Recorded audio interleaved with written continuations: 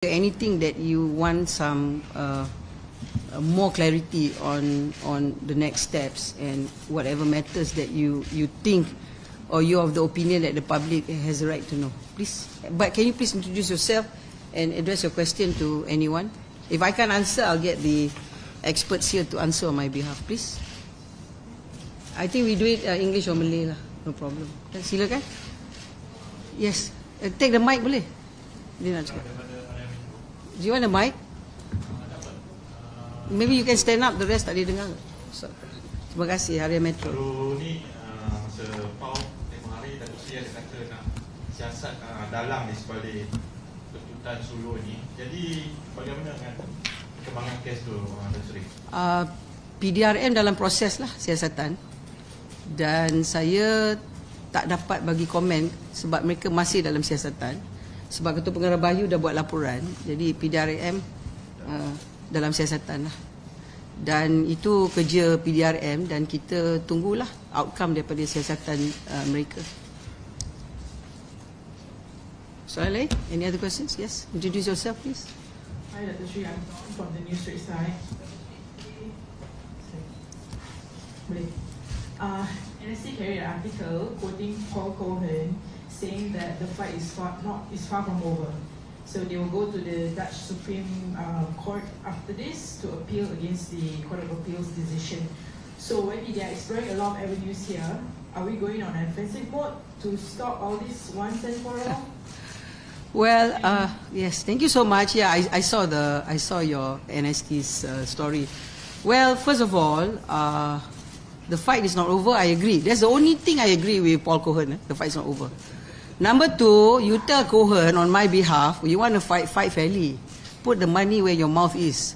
Don't jump jurisdiction to jurisdiction as if you want to take advantage of the UN on the arbitration forum. Now, the issue is, of course, we're going offensive because along the way, when this government took over the matter, the Kerajaan Madani, there are multiple realizations upon this process that we have picked upon along the way. First of all, what is questionable even until today is the fact that when the Madrid court themselves asked to stop the proceedings, they jumped to Paris, then they jumped to other countries. Why do you jump? If you believe, I said this many times, if you believe that your claim is a righteous claim, you stay in Madrid and fight us because we objected. We objected to so many things that transpired in Madrid. But the rogue arbitrator decides to jump. So now when they jump, so they jump in Paris, and then they wanted to execute, so we stopped them. The court made a decision. Say, the civil system in European countries is different from our common law system. Our system is that we may have to settle what we started, but in that system, the civil system, they have the ability to jump or foreign shopping, that's number one. Number two, even in Madrid, we cannot do any civil action on the arbitrator, the rogue arbitrator, until the criminal action is taken by the government, by the authorities. So when I was in Madrid, we wanted to do double claims while waiting for the hearing date for the criminal action on Stampa. We've been told to wait because the court hasn't even given date on the hearing date, but they're looking at 2024. So pending that, we're at loss physically from the financial side because we have to keep having the councils stationed with us. So our lawyers are still working for us there, even though the criminal cases, the authorities have decided to prosecute, but the prosecution is 2024. Now, if you ask me, can we take civil action on Stampa in Spain? We can't. We have to wait until the case been settled from the criminal side. Okay, that's on Spain. In reference to France, we know very well is that we have to annul the final award. So we are in the process of annulling it. And annulling it, we have to wait. We have submitted all our argument, but we have to wait the date from the court. And at the same time, from what I read from NST, they're talking about appeal. But suddenly, out of the grapevine, our counsels tell us, since one of the claimants died, because they are Muslim claimants, 1 out of the 8 died, rumors has it that they want to request for some time to find the waris to take over. So can you imagine, on one hand, You have Cohen saying the fight is not over. On the other hand, you're asking for multiple postponement. Something's wrong somewhere. So yes, we are going to be more offensive from now on, because we believe that this is the award is a sham award. That's why I call it the Sulu fraud. I don't call it the Sulu award. All right, next. Anything else? You want us to take you through the procedure? Yeah. From? Datuk Seri, langsung from FMT. Okay. You mentioned just now the cost. Earlier this year, you said so far 31 million ringgit has been spent. That was, I think, January or February. To date, what is the total amount that has been spent on this case specifically? I don't have the numbers with me, but I think I answered in Parliament, right? The question was asked, a written question was asked in Parliament. Correct, that was January. Yeah, but I think the calculation given to me by AGC was from the day the matter started, way back in 2018, 2019, within that time. So, as you know, the Madani government, we took over, I think, last year, middle of 2022. So if you're asking me, will the costs keep going up? Of course, the answer is. But the question you should ask me is that who's going to pay for all this? Will it be the people of Malaysia, or Paul Cohen himself, or anyone out there? But we are going to go offensive. We want to be compensated back for all this that we have spent. They have to. So now the French court has awarded us 100,000 cost. The head cost has also awarded some amount in euro, dollars. We've been told by the council that they want to pay, but I don't know who is they, whether the litigation funders or the claimant themselves. But we're waiting lah. Talk is cheap. Everyone can say they want to pay, but we're waiting. Again, I say lah, to go and put money where your mouth is lah. Before you say anything, you better settle the cost that is asked to be paid by the court.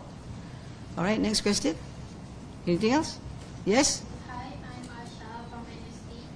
So, recently lawyers have said that we should not rest on our laurels and instead focus our attention getting the French courts to nullify the so-called final award by the Dr. Azalina.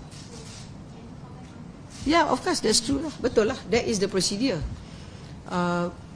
We are also prepared to accept the fact that because of the arbitration, because we're part of the UN arbitration convention, there are more than even the said jurisdiction that was being mentioned. So we're part of the 171 jurisdiction. So, which means to say, they can go anywhere. I don't deny that. And for them to appeal, that is their prerogative. I also don't deny that. I'm not denying anything that has been said. But all I'm saying to Cohen is, you want to fight fairly. Let's settle jurisdiction by jurisdiction. But if you keep jumping, it's very obvious is that you don't want the truth to be told. And on one hand, you say that, well, the fight is not over. My response, of course, the fight is not over, but I want to fight, let's fight fairly. I think maybe Dr. Prof. Sundra can explain a bit on the 171 so that you can take the public to understand why. But before that, let me explain. If you look at the decision in the Dutch court, you must understand what they say is very accurate. When you go for arbitration, it's an alternate dispute resolution. Just like this center, kita buat ni sebab a lot of business people, dia orang tak nak pergi mahkamah sebab mahkamah ni lama, mahkamah memanggil masa, dan dokumen perniagaan, for example, building contract, construction contract ni beratus tau. So jadi kalau nak selesai, kalau nak tunggu mahkamah tangguh-tangguh berpuluh tahun tak boleh selesai. Jadi arbitration ni yang kita buat, commercial arbitration macam AIAC ni yang ada dalam negara-negara sekarang, Singapura, Hong Kong sebagai our competitor, ialah kerana kita kena setuju dengan timbang tara tu pertama. Kedua, kita kena setuju kat mana. Maknanya kalau katakan kita di Malaysia, kita ada agreement kita nak buat bangunan, katakan Tun Razak Exchange, dan kontraktor dia daripada negeri China, dia mungkin tak nak arbitration center di Malaysia, dia mungkin nak di Singapura ke di Hong Kong. Tapi kalau ada dispute, kita semua kena setuju. Sebab itu dipanggil alternate dispute resolution. Itu yang dipanggil mekanisme mediasi, nak mencari penyelesaian. Tapi dalam perkara ni, kita sebahagian daripada timbang tara antarabangsa, dia bergerak seolah-olah Malaysia ni sebuah syarikat. As if Malaysia is a country. Sorry, as if Malaysia is a company. Malaysia is a country, it's a sovereign state. You want to take a country to court, this is not the way. But they're taking the country to court under commercial arbitration agreement.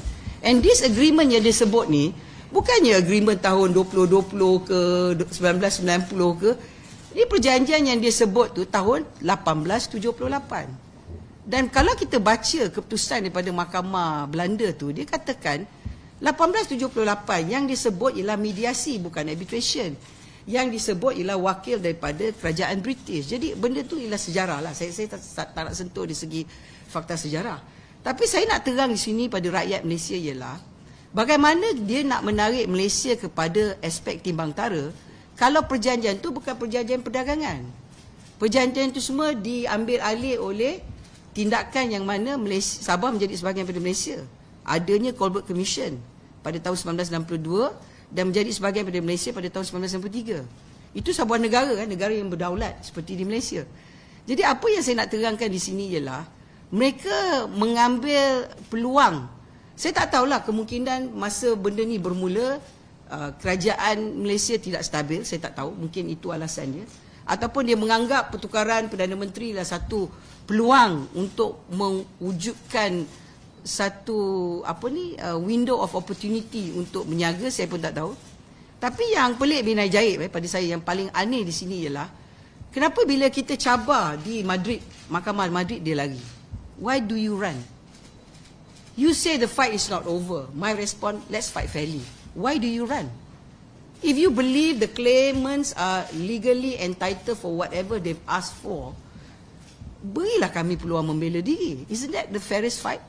Dan arbitrasi timbang tara ataupun alternate dispute resolution macam dalam bangunan ni, semua pihak kena bersetuju pada penyelesaian perbalahan. Mahkamah tu kadang penangguhan banyak, tetapi mediasi perdagangan ialah untuk mempercepatkan keputusan perniagaan supaya peniaga-peniaga boleh terus berniaga. Itu saja. Itulah platform yang mana kita menjadi sebahagian daripada ahli timbang tara. Kerajaan Malaysia tidak menentang timbang tara. We are not against commercial arbitration. No. Kita ada AIC ni, dulu KLRCA. Dan kita pula ada wujudkan timbang tara untuk negara-negara Islam. Macam-macam kita buat sebab kita tahu peniaga yang meletakkan duit beratus million mahukan adanya platform untuk menyelesaikan kalau ada konflik. Itu kita terima. That is something that Malaysia sendiri sokong. Tapi menggunakan platform timbang tara antarabangsa hanya kerana kononnya adanya perjanjian timbang tara, hanya kononnya ni Dr. Stampa ni, kami tak setuju dia dilantik sebagai timbang tara, tapi dia lantik diri dia. Dan bila mahkamah kata tak boleh, kena stand down, dia lari ke Paris. Saya nak tanya kat tuan-tuan perempuan, tak pelik bin ajaib ke? Kenapa beria-ia sangat? Dan saya berpendapat kemungkinan mungkin bukan 65 bilion ringgit yang dia nak. Mungkin mereka nakkan berapa ratus penyelesaian luar mahkamah, mungkin beratus juta USD ke, mungkin itu yang dicarilah. Saya rasa lah, mungkin saya silap. Okay, I think let Professor explain to you the UN Convention to how does it work. We are a signatory to the New York Convention. At the present moment, there are 122 countries that are signatory. The main reason of the New York Convention is to actually allow the enforcement and also prevent the enforcement of foreign arbitral awards. So in fact, I think the decision in the Dutch court is so important to us because it's the first casting of the final award under the New York Convention. And the court has held that it cannot be enforced under the New York Convention. That is the most important thing. They have given many grounds, and those grounds are actually then mirrored when we actually go to Paris. Because in the civil code, there's the model law, which is the arbitration law, which mirrors the New York Convention. So I think the message that has been sent by the Dutch court that it will not enforce the final award will be, I believe, very persuasive for all the other jurisdictions, the 171, 72 jurisdictions. Now, what we are doing in Paris is to annul the final award. That means where the award is published, the court is now invited to say that it is not valid. Because it is a sham arbitration, as YB has pointed out. We have shown that in explained, the preliminary award has already been set aside. So, as YB has pointed out, he has actually changed the seat, which is an extraordinary event. It has never happened, and that is why I think we are quite confident that we will prevail at the end. Only thing is that we are now going through the process. Thank you. Soalan?